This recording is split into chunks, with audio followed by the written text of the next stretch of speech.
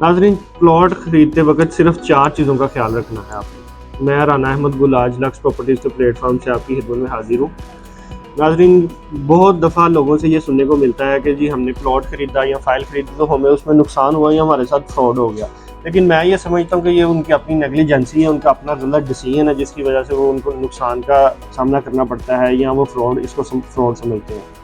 सिर्फ 4 पॉइंट्स हैं जब भी आपने कोई भी इन्वेस्टमेंट रियल एस्टेट में करनी है या प्लॉट खरीदना है या फाइल खरीदनी है, तो सिर्फ 4 चीज़ों का आपने ख्याल करना है। अगर ये 4 चीज़ें आप कर लेंगे तो आपको कभी भी नुकसान या फ्रॉड का सामना करना नहीं पड़ेगा। पहली चीज़ ये है कि आप जिस सोसाइटी में प्लॉट ख़रीद रहे हैं या फाइल ख़रीद रहे हैं उसका बैकग्राउंड, उसकी हिस्ट्री कैसी है, और इसके साथ आप जिस कंसल्टेंट या जिस मार्केटिंग कंपनी से प्लॉट खरीद रहे हैं उसका बैकग्राउंड कैसा है, उनकी रिप्यूट कैसी है। अगर तो आप किसी LDA अप्रूव या कोई भी ऐसी सोसाइटी जो लीगल रिक्वायरमेंट्स पूरी करती है और उनका बैकग्राउंड अच्छा है, पार्टी साउंड है, उनके पास अपनी इन्वेस्टमेंट्स भी हैं, उनके पास हर तरह की मशीनरी भी है, तो आपको कभी भी जो है वो नुकसान का सामना नहीं करना पड़ेगा। हाँ, कुछ टाइम लग सकता है कि आपने सोचा कि हमें 1 साल बाद प्रॉफिट होगा, वो 1 साल नहीं, वो उसमें 1.5 साल लग सकता है। ये एक अदर दूसरी चीज़ है।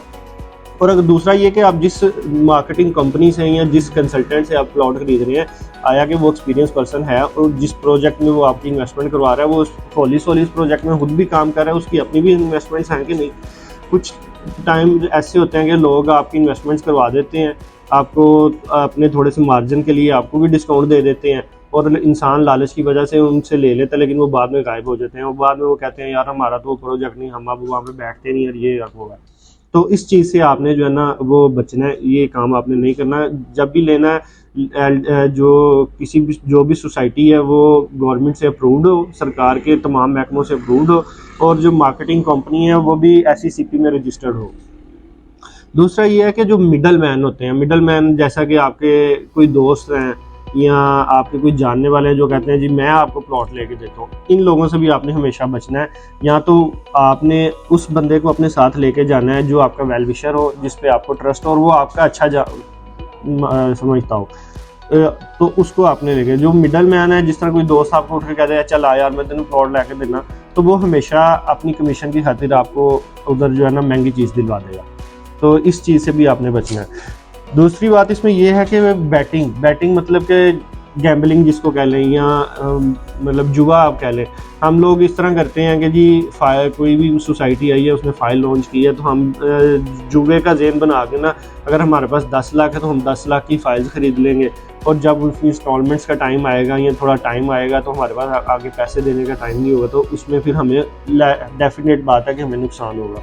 हम कम पैसों में अपनी फ़ाइल बेचेंगे उस टाइम, तो वो हमारे लिए नुकसान की चीज़ है। दूसरा ये है कि आपने जो लास्ट चौथा पॉइंट है, आपने हमेशा जो भी इंस्टॉलमेंट वाली चीज़ जब भी ख़रीदनी है तो उसका टोटल पीरियड उसको आपने गेन करना है। मतलब अगर 3 साल का पेमेंट प्लान है तो 3 साल तक आपने वेट करना है, उसके 3 साल के बाद आपको उसका रिवॉर्ड मिलेगा, अच्छा प्रॉफिट मिलेगा। उससे पहले जो है ये जितनी भी कम इंस्टॉलमेंट्स वाली चीज़ें होती हैं, ये या तो लॉन्ग टर्म्स के लिए होती हैं या मिडिल टर्म्स के लिए होती हैं, ये शॉर्ट टर्म वाली इन्वेस्टमेंट नहीं है। ये कोई भी आपको शॉर्ट टर्म का कह के बेचेगा तो वो आपका गलत करेगा, और आपने खुद इस चीज़ को डिसीजन करना है कि जब भी आपने प्लॉट ख़रीदना है ये 4 पॉइंट्स को आपने देखना है और अपना डिसीजन लेना है, और राइट डिसीजन लेना है।